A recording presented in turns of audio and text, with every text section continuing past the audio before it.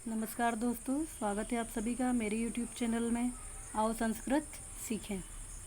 दोस्तों, अभी तक हमने वचन, विभक्ति, लकार, पुरुष के बारे में सीखा है। मैंने अपने पिछले वीडियो में वचन, विभक्ति, लकार, पुरुष, क्रिया, वचन सभी के बारे में हम पढ़ चुके हैं। अब हम बात करते हैं आज प्रथमा विभक्ति की। तो संस्कृत सीखने के लिए हमको विभक्तियों का ज्ञान होना भी अति आवश्यक है। इसीलिए आज की वीडियो में मैं आपको प्रथमा विभक्ति का प्रयोग किस प्रकार से किया जाए ये सिखाने जा रही हूँ। अगर आपको मेरा ये वीडियो पसंद आए तो प्लीज़ आप इसे लाइक करें, शेयर करें और सब्सक्राइब करें और संस्कृत सीखते रहें। तो प्रथमा विभक्ति, आज हम बात करते हैं विभक्ति की। इसके अंतर्गत हम पढ़ने जा रहे हैं प्रथमा विभक्ति। तो विभक्ति होती क्या है? पहला प्रश्न तो ये है कि विभक्ति क्या होती है। विभक्ति होती है जब हम संस्कृत में कोई भी वाक्य निर्माण करते हैं तो वहाँ पर हमको कुछ चिन्हों का, कारक चिन्हों का प्रयोग करना पड़ता है। कारक चिन्हों का, जैसे कि हमने कोई वाक्य बनाया हिंदी में कि राम ने खाना खाया, तो राम के बाद हमने ने शब्द का प्रयोग किया, तो वो है कारक चिन्ह। ठीक है, इसी प्रकार इन्हीं को हम विभक्ति के रूप में प्रयोग करते हैं संस्कृत में वाक्यों के रूप में। तो प्रथमा विभक्ति के जब हम वाक्य बनाते हैं तो इसके लिए हमको सबसे पहले कारक चिन्हों का ज्ञान होना अति आवश्यक है। कारक चिन्ह प्रथमा से सप्तमी विभक्ति तक कारक चिन्ह होते हैं। ठीक है, तो इसमें हम आज प्रथमा विभक्ति हम सीखने जा रहे हैं। पहले तो हम ये देखते हैं कि प्रथमा विभक्ति में होता क्या है। प्रथमा विभक्ति का कारक होता है कर्ता। प्रथमा विभक्ति का कारक होता है कर्ता और इसका जो चिन्ह होता है वो ने होता है। ठीक है, यानी कि इस जो प्रथमा विभक्ति के जो वाक्य होते हैं उसमें कर्ता प्रमुख होता है।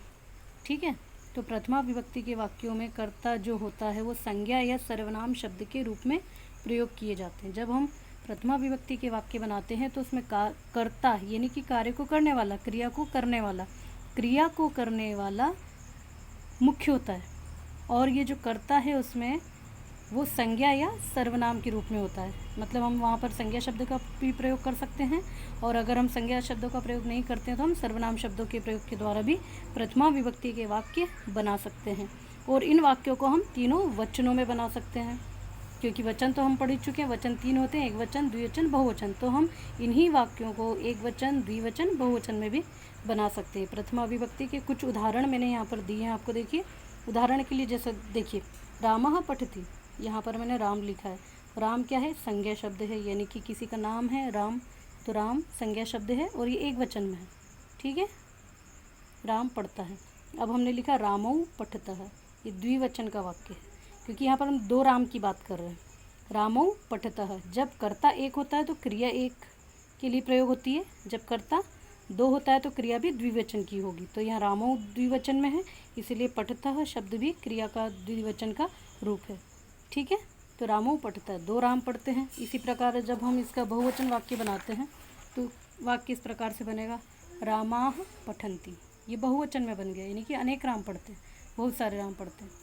ठीक है, अब हम ये तो संज्ञा शब्दों की बात हमने की। अब हम इसी में सर्वनाम शब्दों का भी प्रयोग करते हैं, है ना। अगर हमने किसी का नाम नहीं लिया, हम यह वह ऐसा इस तरह के जो शब्द प्रयोग करते हैं, सर्वनाम शब्दों का प्रयोग करते हैं, तो देखिए वाक्य कैसे बनाएंगे हम। सह धावती, वह दौड़ता है। ठीक है, ये जो सह शब्द है ये सर्वनाम पुल्लिंग शब्द है, सर्वनाम शब्द है। और ये किसके लिए प्रयोग किया हमने? पुल्लिंग के लिए, यानी कि किसी लड़के के लिए या किसी व्यक्ति के लिए हमने यहाँ प्रयोग किया है।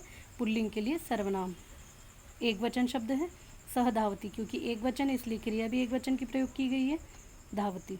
अब इसी का हम द्विवचन बनाते हैं तो क्या बनता है?